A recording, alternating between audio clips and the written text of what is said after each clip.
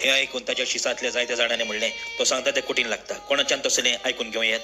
हाका लागून आपले शीस अशें गुणगुणटात म्हूण आपणाचेच वस्तुंगी जाणो जावन जेजून ताका म्हणलें हें मानून घेवन तुमकां जोड लागता.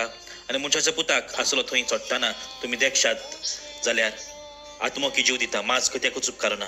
तुमकां हांवें सांगल्यात ती उतरां आत्मो आनी जिवीत. पूण तुमचे मदें विस्वास दवरिनात तसले कांय जाण आसात. कोण कोण विस्वास दवरचे नासले आनी कोण कोण आपलो घात घेतलो आसलो ते जेजू पयलींच तावन जाणो आसलो.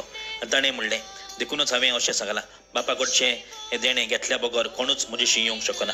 हे उपरांत ताच्या शिसातले जायते जाण फाटीं सरून गेले आनी ताच्या सांगाता आनीक भोवना जाले. जेजून 12 जाणांक म्हणलें तुमी वचूंक सोदतात. सिमोन पेद्रोन ताका जाबाब दिलो सायबा कोणाशी म्हूण आमी वेतेल्या तुजी उतरां सासणाच्या जिविताची आनी तूं देवान संस्कारलो म्हूण आमी सोत मानून घेतला आनी आमकां खात्री आसा. भयणान जेजूची शिकून मानून घेवपाक सगळ्यांकूच सोंपें जायना.